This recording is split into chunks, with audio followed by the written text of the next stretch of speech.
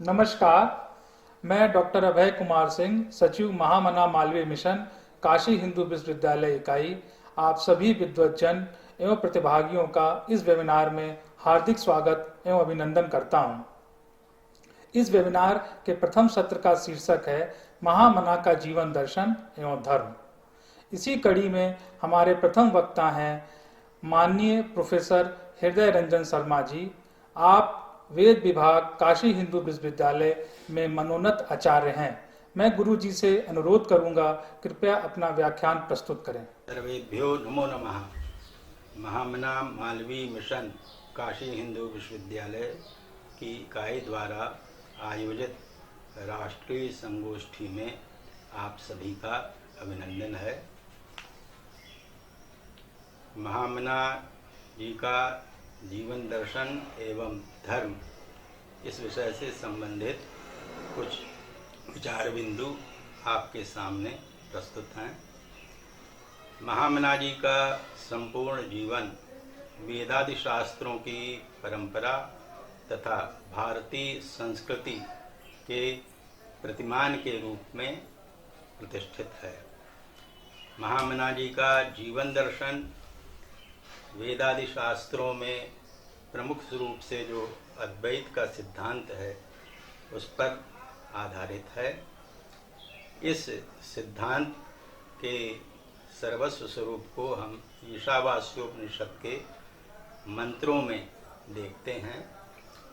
यथा ईशावास्यमिदं सर्वं यत्किंच जगत्यान् जगत् तेन त्यक्तेन भुञ्जीथाः मा गृधः कस्यचित् धनम्।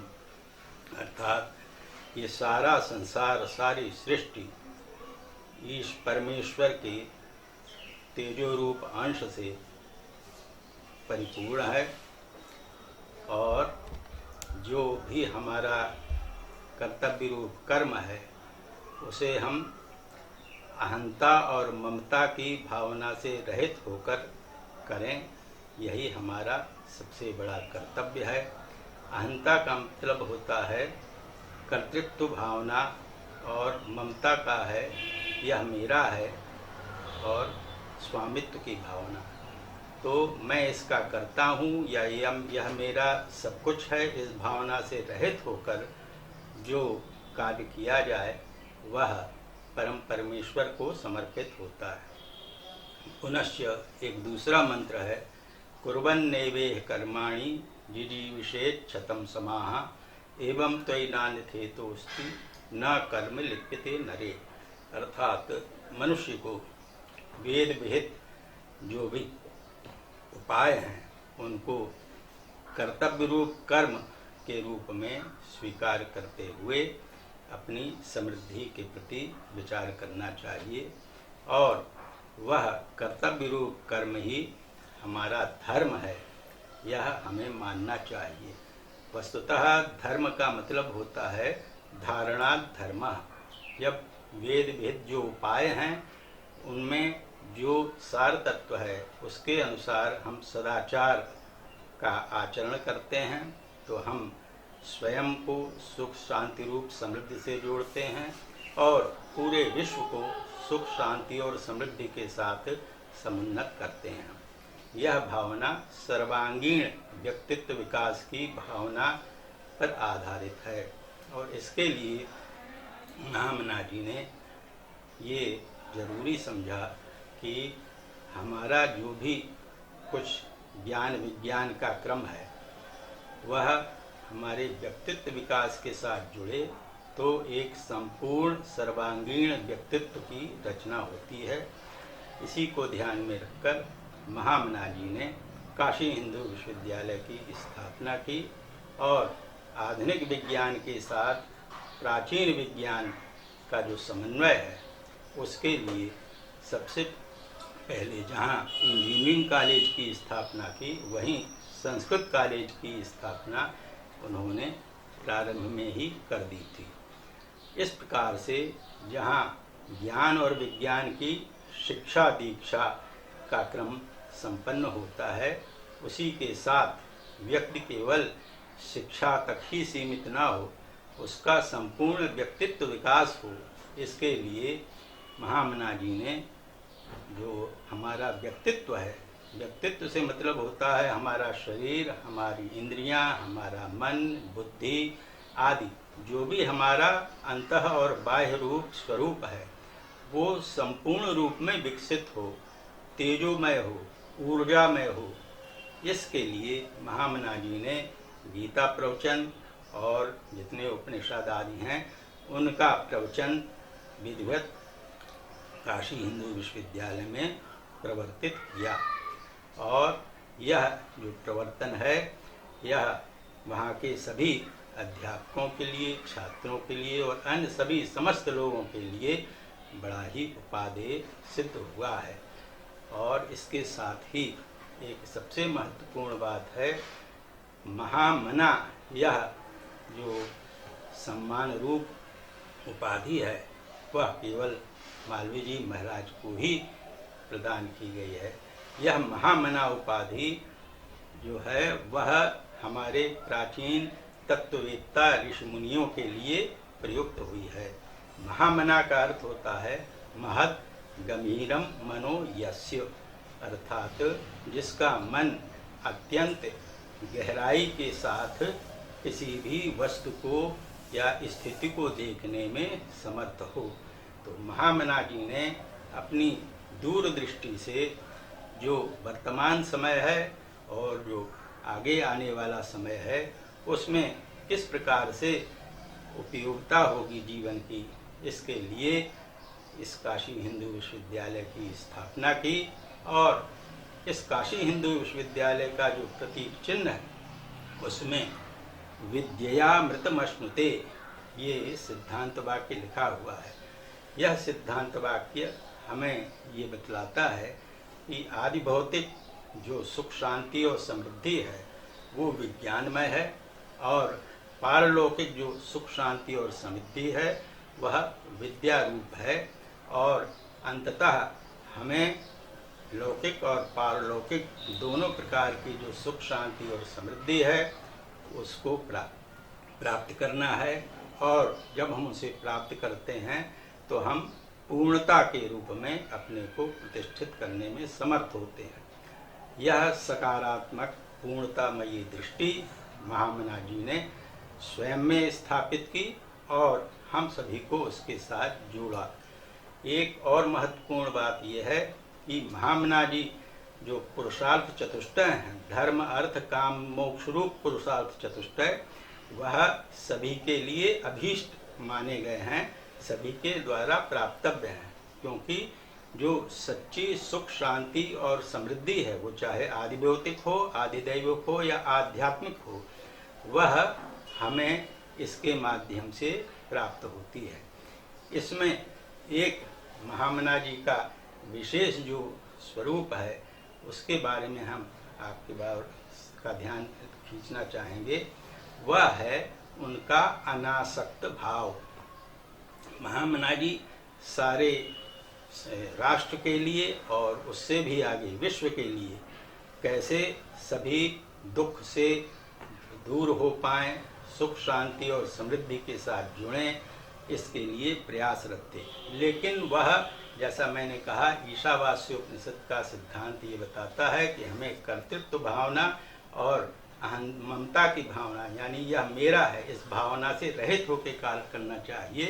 तो महामना जी ने वह जो है अनासक्त भाव, अनासक्त भाव वही कहलाता है कि यह मैं करने वाला हूँ या यह मेरा सब कुछ है, इस भावना से रहित होकर उन्होंने जीवन पर्यंत राष्ट्रीय और जो सामाजिक चेतना का प्रसार है उसमें योगदान किया। यह अनासक्त भाव महामना जी का मूल मंत्र था और इसी को एक श्लोक के द्वारा महामना जी अक्सर कहा करते थे। वह श्लोक है, न त्वहम कामये राज्यम न स्वर्गम न पुनर्भवम कामये दुख तप्तानाम प्राणिनाम आर्तिनाशनम। महामना जी का ये सिद्धांत वाक्य था, मंत्र वाक्य था कि न मुझे राज्य की कामना है और न ही मुझे स्वर्ग की कामना है और न ही मुझे मोक्ष रूपी कामना है। मैं सिर्फ यह चाहता हूँ कि मैं सारे जितने प्राणियों के कष्ट हैं उनको कैसे दूर कर सकूं, और यही मेरी पूर्णता है। तो इस प्रकार से जो अनासक्त भाव से, अनासक्त भाव का चरमोत्कर्ष है, मोक्ष रूपी जो फल है उसको भी न चाहने की बात कहना। वस्तुतः तात्पर्य रूप में मोक्ष रूपी फल जो है वह पुरुषार्थ चतुष्टय के रूप में सर्वोत्तम कहा गया है, लेकिन वस्तुतः जो जीव है वह उस परमेश्वर का अंश है, और जो अज्ञान है वही परमेश्वर से जीव को अलग करता है। महामना जी साक्षात मुक्त भाव में स्थित थे, तो जो ना हो उसकी कामना की जा सकती है, कही जा सकती है। महामना जी स्वयं में मुक्त थे, और मुक्त होने के बाद भी एक बड़ा परम सिद्धांत है कि जो मुक्त हो गया उस वह क्या कुछ कार्य करता है या नहीं, इसके बारे में कहा गया है कि मुक्तः अन्यान विमोचयेत्। जो मुक्त है, जो पूर्ण है, उसका ये कर्तव्य बनता है कि वह जो अन्य पीड़ित प्राणी हैं उनको भी मुक्त करे, यानी सच्ची सुख शांति और समृद्धि के साथ जोड़े। तो ये अत्यंत महनीय महामना जी का जो सिद्धांत था, अनासक्त भाव से सुख शांति समृद्धि के साथ सबको जोड़ना, वह अपने आप में अनुपम माना जाता है। एक और सभी छात्रों और अध्यापकों के लिए उन्होंने एक सिद्धांत वाक्य दिया कि सत्येन ब्रह्मचर्येण व्यायामेन अथ विद्या देशभक्त्यात्म त्यागेन सम्मानार्ह सदा भव। इसमें महामना जी ये उपदेश करते हैं कि सत्य भाव से और ब्रह्मचर्य, ब्रह्मचर्य का भाव का मतलब है अनुशासित संयमित जीवन तथा ज्ञान विज्ञान की शिक्षा प्राप्त करना। तो सत्येन ब्रह्मचर्येण व्यायामेन शारीरिक पुष्टि अथ विद्या, विद्या है आध्यात्मिक पुष्टि, और देशभक्त्यात्म त्यागेन, देशभक्ति का भाव हमेशा मन में होना चाहिए, और आत्म त्यागेन सम्मानार्ह सदा भव, सम्मान के लिए हमेशा अपने को योग्य स्थापित करो। यहाँ आत्म त्याग जो शब्द है वो एक विचार का आता है कि भाई ये आत्म त्याग क्या है, तो इसका समाधान गीता में हमें भगवान श्री कृष्ण ने 18 अध्याय में दिया। वह इस रूप में है, कार्यमित्येव यत्कर्म नियतं क्रियते अर्जुन संगम त्यक्त्वा फलं चैव सत्यागः सात्विको मतः। अर्थात सात्विक त्याग वह है कि जिसका जो कर्तव्य रूप कर्म है वह मन, वाणी और कर्म के द्वारा विधिवत संपन्न करे। तो यह वस्तुतः त्याग है। त्याग का मतलब यहाँ ठीक तात्पर्य ठीक विपरीत है, यानी हम किसी चीज को अपने से अलग करें, यह त्याग सामान्य रूप में जाना जाता है, लेकिन यहाँ त्याग का अर्थ है कर्तव्य रूप कर्म को, संविधान सम्मत जो कर्तव्य रूप कर्म है, आधुनिक संदर्भ में हम ऐसा इसको कह सकेंगे कि संविधान सम्मत कर्तव्य रूप कर्म जिसका जो कर्म है वो यदि विधिवत कर रहा है तो वह वस्तुतः त्याग कर रहा है, और यही वस्तुतः आत्म त्याग का तात्पर्य है। तो इस प्रकार से अपने कर्तव्य रूप कर्म के साथ प्रत्येक व्यक्ति जुड़कर पुरुषार्थ चतुष्टय रूप जो सुख समृद्धि और शांति है उसे प्राप्त करने में समर्थ होता है। इस प्रकार से सारांश रूप में महामना जी का जो जीवन दर्शन है और धर्म जो साधन रूप हैं सदाचरण के रूप में वह व्याख्यायित होते हैं। इतना ही कहते हुए मैं विराम लेता हूँ। धन्यवाद। मैं प्रोफेसर हृदय रंजन शर्मा जी का हृदय से धन्यवाद ज्ञापित करता हूँ कि आपने इतना सुंदर व्याख्यान सुनने का मौका हमें प्रदान किया। बहुत बहुत धन्यवाद। इसी कड़ी में हमारे दूसरे वक्ता हैं महामना मालवीय मिशन के राष्ट्रीय अध्यक्ष माननीय डॉक्टर प्रभु नारायण श्रीवास्तव जी। मैं आपसे अनुरोध करूंगा कि कृपया अपना व्याख्यान प्रस्तुत करें।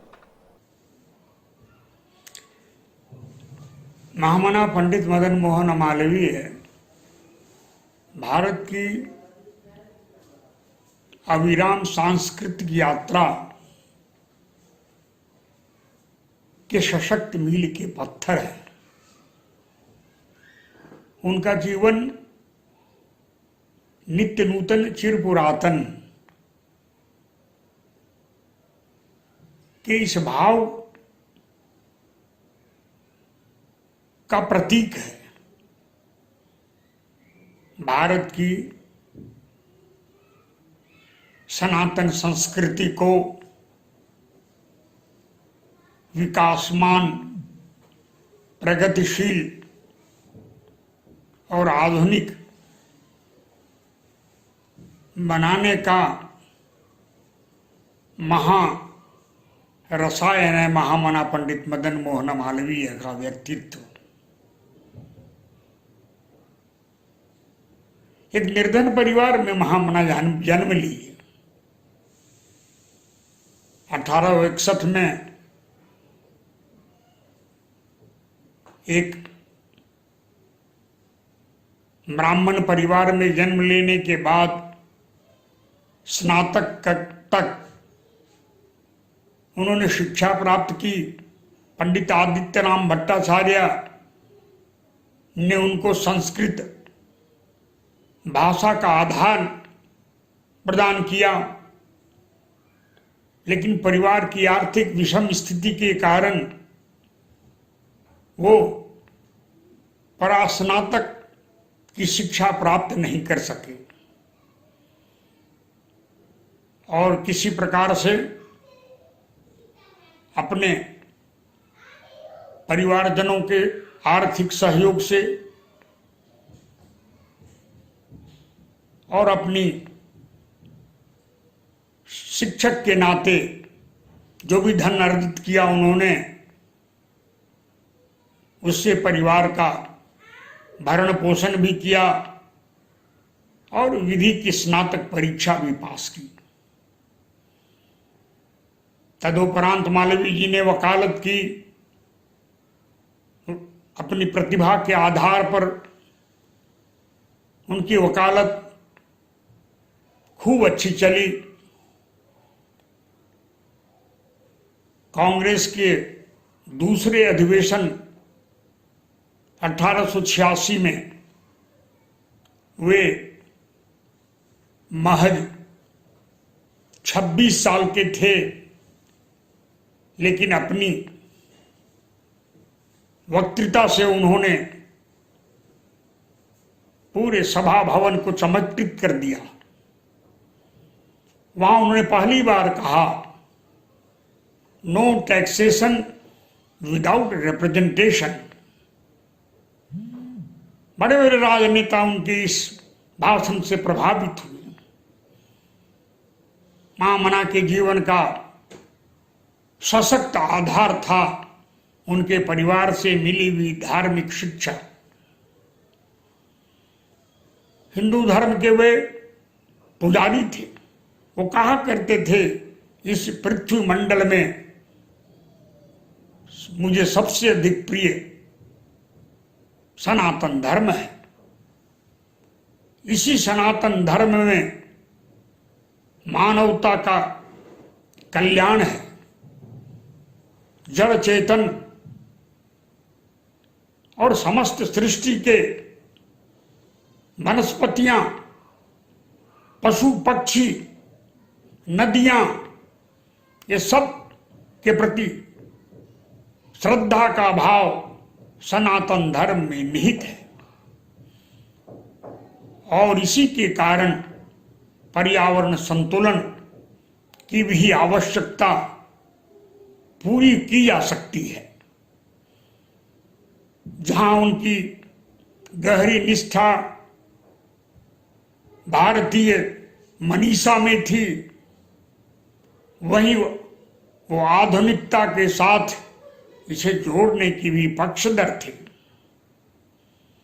आधुनिकता और अपनी सनातन संस्कृति को सिर्फ जोड़ने के लिए शाब्दिक उनका प्रयास नहीं था, उसके लिए उन्होंने पुरुषार्थ भी किया। काशी हिंदू विश्वविद्यालय की स्थापना उनके इसी पुरुषार्थ का प्रतीक है, जिसके अंतर्गत उनकी संगठन कुशलता उनकी प्रवचन की क्षमता, लोक जागरण की शक्ति, एक विदेशी अंग्रेजी सरकार के साथ उचित समन्वय की स्थापना, इसी से समझी जा सकती है कि जिस हिंदू शब्द को पिछले आजादी के कालखंड में सांप्रदायिकता का पर्याय बना दिया गया, महामना ने अंग्रेजों के शासन काल में भी काशी हिंदू विश्वविद्यालय में हिंदू शब्द की स्वीकृति अंग्रेजों से दिलवाई। शुरू में तो अंग्रेज सरकार चाहती थी कि ये हिंदू शब्द न रहे, लेकिन अपनी युक्ति और बुद्धि से लोक जागरण के आधार पर भारतवर्ष के सभी हिंदू राजा महाराजाओं और हिंदुत्व प्रेमी भारत की जनता का इस प्रकार जागरण किया, जिसके नैतिक बल के कारण अंग्रेज सरकार महामना के इस मांग को स्वीकार कर लिया। काशी हिंदू विश्वविद्यालय जहां सनातन आधुनिक शिक्षा के प्रतीक थी, महामना मालवीय चाहते थे कि यहाँ का छात्र जहाँ भारतीय संस्कृति और आधुनिकता दोनों में पारंगत हो। इसके लिए उन्होंने अच्छे से अच्छे अध्यापकों को बुलाया, कुछ अंग्रेज अध्यापकों को भी बुलाया, और उन्होंने जितना से अधिक संभव है, आर्थिक कठिनाई उनको यहां भी आरंभ के कालखंड में थी, लेकिन मिशनरी अध्यापकों की भर्ती करके उन्होंने हिंदू विश्वविद्यालय की इस कठिनाई का समाधान खोजा। जहां वो महान शिक्षाविद थे, वो महान स्वतंत्रता संग्राम के सेनानी दल को बीच समझौता कराने में उन्होंने महत्वपूर्ण योगदान दिया था। 1916 में जब अंग्रेज सरकार ने थॉमस हॉलैंड की अध्यक्षता में औद्योगिक कमीशन का गठन किया था, महामना उसके सदस्य थे। 1918 में उसकी रिपोर्ट आई। अंग्रेज सरकार ने जो रिपोर्ट दी थी उसे सामान्यतः वो स्वीकार करते थे, लेकिन उन्होंने आगे यह भी जोड़ा कि आज भारतवर्ष औद्योगिक दृष्टि से इसलिए पीछे है कि अंग्रेजों ने भारतवर्ष के उद्योगों को षड्यंत्र पूर्वक, कुटिलता पूर्वक नष्ट किया है। जहां भारत हर दृष्टि से प्रगतिशील था, जहां तक्षशिला जैसे विश्वविद्यालय में दुनिया भर के छात्र पढ़ने के लिए आते थे, चिकित्सा विज्ञान की शिक्षा का वह केंद्र था। ईसा से 7वीं सदी पहले यह विश्वविद्यालय दुनिया के अंदर अपनी धाक जमा चुका था। उसके बाद यहाँ नालंदा विश्वविद्यालय, विक्रमशिला विद्यालय, शारदा विद्यापीठ, काशी के अंदर शिक्षा केंद्र, भारतवर्ष में अनेक विश्वविद्यालय थे और कोई ऐसा गांव नहीं था जहां विद्यालय नहीं था। शायद आज लोगों को सुनकर यह आश्चर्य होगा कि ये भारतवर्ष के हर गांव में विद्यालय था। कुछ 200 विद्वानों ने दुनिया भर के भारतवर्ष की स्थिति पर अध्ययन किया। लॉर्ड मैकाले ने 1935 में लंदन के पार्लियामेंट में ये बताया, 1835 में, कि भारतवर्ष को अधिक दिनों तक गुलाम नहीं बनाया जा सकता है जब तक यहाँ की शिक्षा प्रणाली में बुनियादी परिवर्तन न किया जाए। यहाँ के लोग चोरी नहीं करते, यहाँ के लोग शराब नहीं पीते, यहाँ के लोग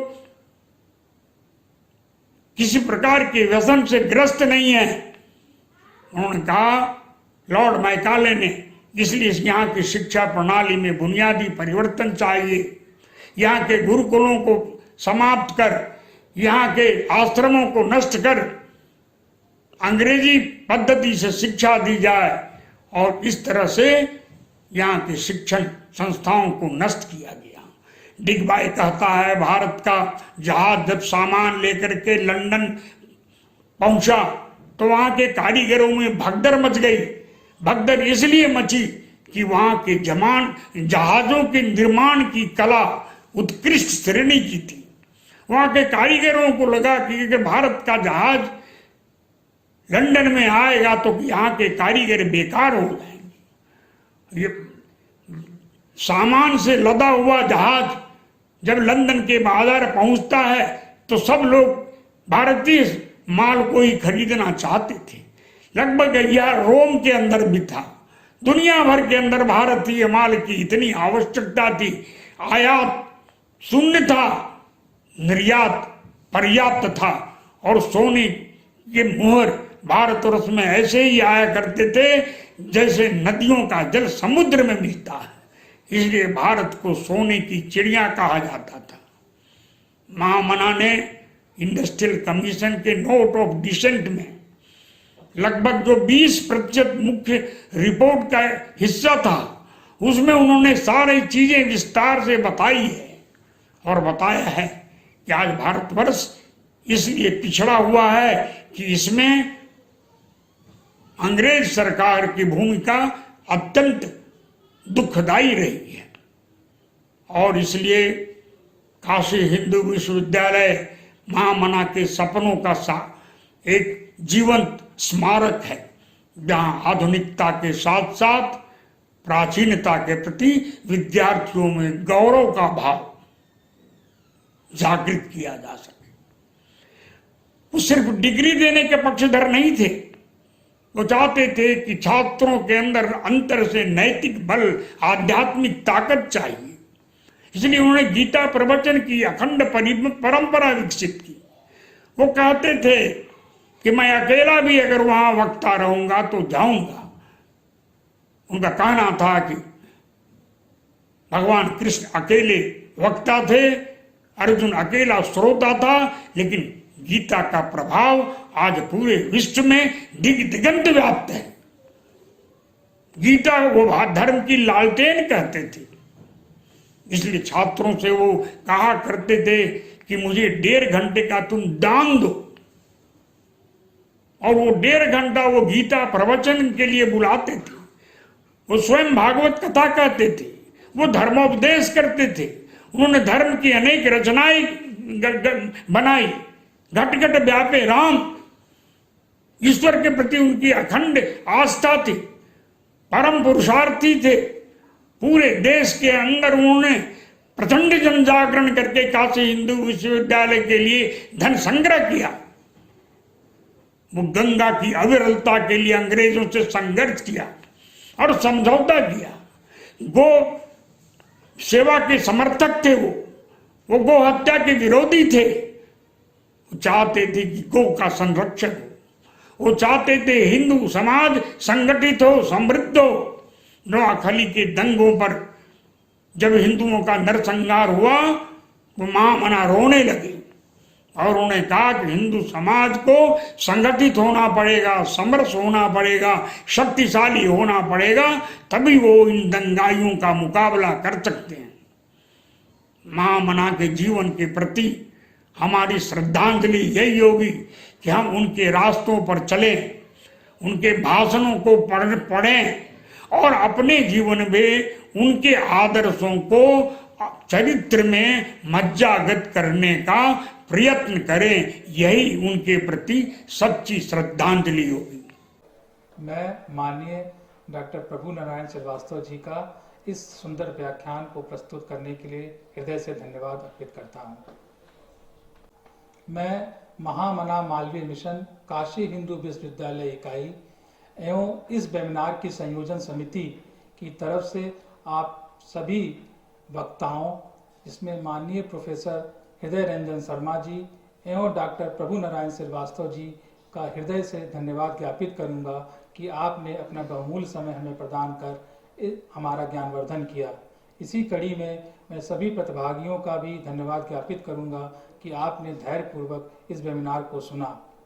टेक्निकल कमेटी के सदस्यों एवं मीडिया के बंधुओं का भी बहुत बहुत धन्यवाद कि आपने इस वेबिनार को सफल बनाने एवं जनमानस तक पहुंचाने के लिए अथक प्रयास किया। इसके लिए आप सभी का बहुत बहुत धन्यवाद। प्रत्यक्ष या परोक्ष रूप से जो भी इस वेबिनार में से जुड़ा हुआ है, उन सभी का इस वेबिनार को सफलतापूर्वक लाइव टेलीकास्ट करने के लिए बहुत बहुत धन्यवाद।